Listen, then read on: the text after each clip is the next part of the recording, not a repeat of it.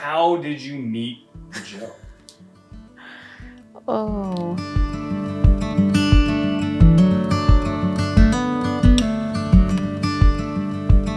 I'll be a warm place to lay when you're feeling cold, and I'll be all in when you wanna fold. When we're dancing life's dance, you'll be the partner I hold. You and me together growing. I met Joe at a bar, and it was Saturday, December 21st. I remember because I had just flown in from San Francisco a night or two before I met him. And I was being taken out by my best friend and my cousin because I had just come back from overseas. And I was expecting a night full of fun. I really wasn't looking forward to meeting anyone at all. And I was really hoping that I would get back home early enough to where I could actually sleep, and that did not happen. So my friends Allison and my cousin Kim basically took me bar hopping. And the first place we went into just so happens to be the same place where I met Joe. And I remember the music was playing. It was so good. I was so excited to just walk in there and start dancing. I felt like I was bringing the life of the party with me. And just like when a DJ disc gets scratched, Joe grabs my arm, yanks me to the side, and asks me for my Snapchat. At this time, my cousin and my best friend are leaving me because he was so comfortable. They thought that I knew him. So they just left me with him. And then he asked me if there was any way I could contact him. I told him anything as possible, as quick as I could so I could get out of there. And I walked away super fast. It was December of 2019. I was out at the bar with my buddies, and I had seen Lori walk into the bar, and immediately I approached her, and I grabbed her by her arm, and what drew me to her was her smile and her eyes. I initially asked her for her Snapchat, and she swears that she turned me down at first. But at least from what I remember, she didn't. We ended up dancing later on that night together. And then just like that, he left, and I thought I would never see him again. And then we hung out every day after that. He definitely reached out first. Not sure what he said, but he definitely reached out first. She then gave me her Snapchat. I messaged her the next morning. She told me that she would explain later on that evening where she's living and just her current situation. So we met up that evening, and she told me that she was in the Army, living in Utah. She had 2 boys, and she told me basically that I didn't want anything to do with her. He contacted me, and for a second, I even didn't realize I had given my contact information to anyone. So I was extremely shocked when he was so confident about who I was and how excited he was to meet me and what I was wearing. I definitely pushed him off from the beginning. I said, please don't even attempt to get involved. You don't want any of what I got going on. And then he said, I'm not some little boy flipping burgers. I was like, well, I like that. Which ended up being true. He was very passionate about his work and everything he did. I just wasn't expecting such a mature person to come out of how I met him. and that it was too much baggage. And I told her that I wanted to get to know her first, and then I will meet the boys. So we hung out every day after that. She was supposed to leave back to Utah on, I believe it was a Friday. She ended up staying till the Monday. And the following Monday. And we ended up going to a Christian church out in North Phoenix. And I think at that moment I noticed she was actually trying to pursue a relationship. And I didn't really believe that I was gonna find the love of my life at a bar, just out with my buddies. At the time I was 21 years old, and I was just living what I thought was my best life. And I knew though when I seen her walk into the bar that I had to grab her by her arm and get her Snapchat. Our first date. I remember before leaving the house, I was really excited about hanging out with him because it wasn't going to be anything stressful. We were planning on just getting something to drink and taking it to Tempe Town Lake and just walking around and getting to know each other. And I thought that was the best way to get to know him before taking it anywhere else. And I remember we went to get Dutch Bros, and I don't even drink coffee. And he was really disappointed that I had no idea what to order. So he ordered some vampire type tea drink from Dutch Bros. And we drove over to Tempe Town Lake. We walked around and talked for hours. I remember he told me he liked the Cowboys. That threw me off. And then we actually got to know each other and talk just for the whole rest of the night. And there was no insinuation that he was disrespectful or rude or overly confident like I first thought he was. I definitely got to see a different side of him. Tell me about the first time you met the boys. I was most nervous talking about my sons at that time because he was young, Joe was young, and he was never married. He lived a happy, stress-free bachelor life, and I didn't know how he was going to react to our sons. Our oldest son, Ricky, I met him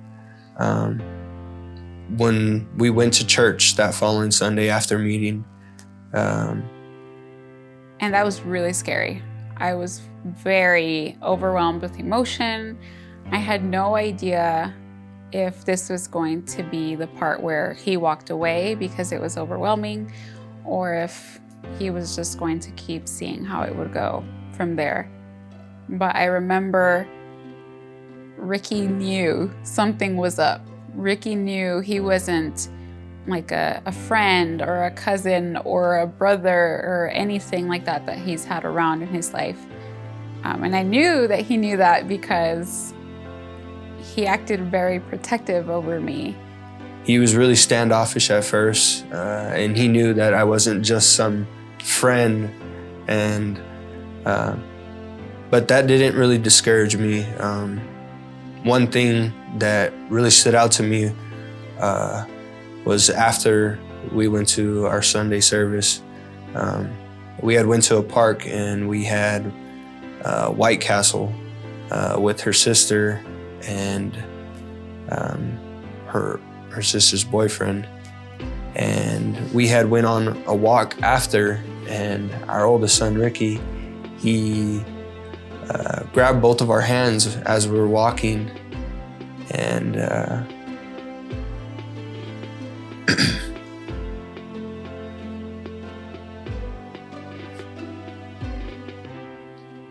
at that moment, I told Lori that it was okay, and that I wanted them in my life. And she would constantly apologize for certain things that the boys would say to me or do. And then later on, after we were at the park, I met my son Ray, and he went to me almost with open arms. He was so excited to show me his room, to show me his bed, to show me his Legos. It made me feel like having a family and taking on 2 children was an actual possibility for me. It made me happy to know that Ricky and Ray will have a father that they can look up to one day. That made me feel hopeful, because I thought it was just going to be me, Ricky, and Ray for the rest of our lives, and I was okay with that. But when I saw that he was playing with him, and Joe would ask him questions, and Ricky would answer happily, and there was never any notion that Joe was feeling overwhelmed, which made me feel much more comfortable with bringing the kids around him. We decided to get married because when we moved back from California, we started attending Redeemer Bible Church, and we started learning about the Lord, and we knew that we were living in sin. We knew that our relationship, our family at the time, would have failed if we hadn't got married. But I remember thinking one day, I don't know if this is going to go forward and be something permanent, and I don't want anyone to get hurt. And Joe and I were supposed to get dinner that night. And my purpose of the night was to ask what his intentions were going forward. And I know everyone hates that question, but I did. I asked him what his intentions were going forward, and it just so happens that he said that he wanted something serious out of this. And we were in the car, and it was raining, and all of a sudden his trunk popped open, and I thought it was really weird, but I didn't think anything other than it was weird. And then he came back with flowers from the trunk of his car that he had bought earlier to tell me that he actually wanted something serious with me. So it was definitely a movie moment where it was raining outside, and all of a sudden he has my favorite flowers, and he's giving them to me to tell me that he wanted something serious. And I remember going home and telling Ricky that I really liked this person, this special friend of mine. And I remember Ricky asking if we could marry him. So that's when I knew. Living before we started walking with the Lord, Lori was actually saved before me. She would constantly tell me that I needed to hang out with other believers, and we would argue.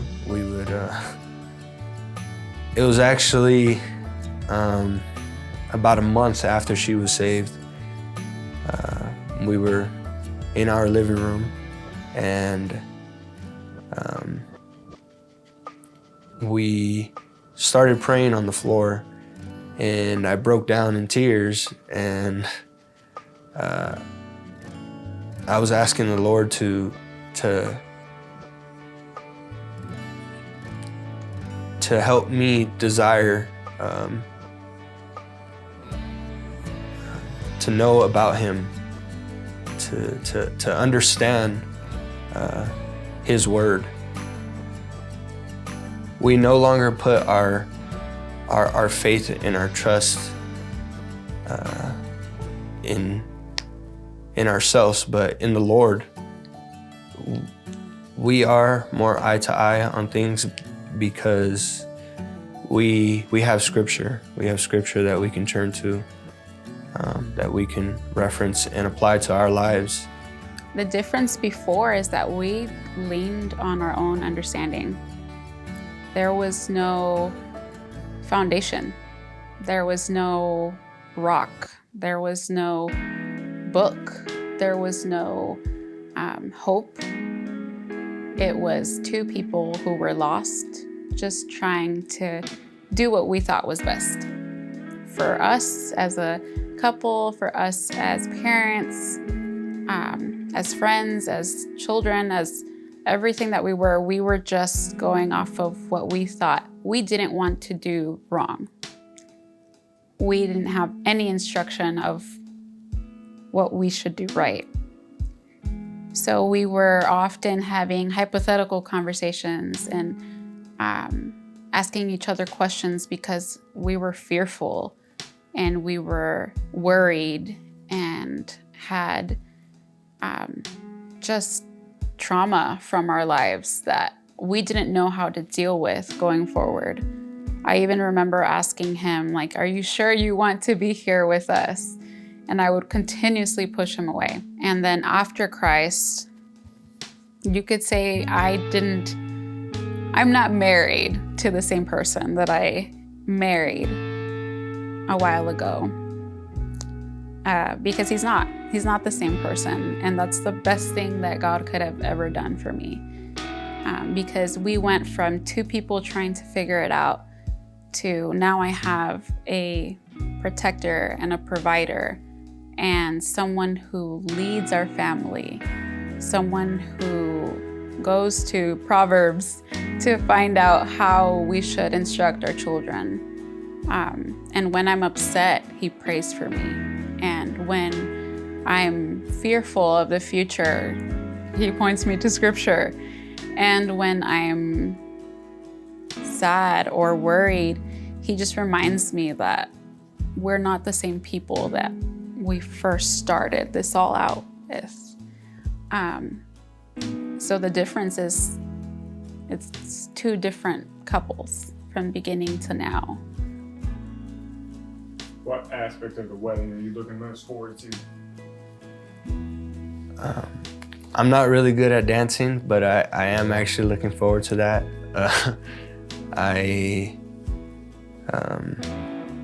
I'm looking forward to I know that she enjoys dancing, and usually the things that she enjoys I try to be good at. Also for our friends and our family to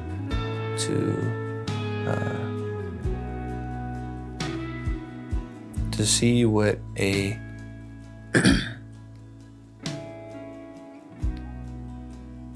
marriage in the Lord looks like, hoping that they can hear the gospel and turn their lives to Christ.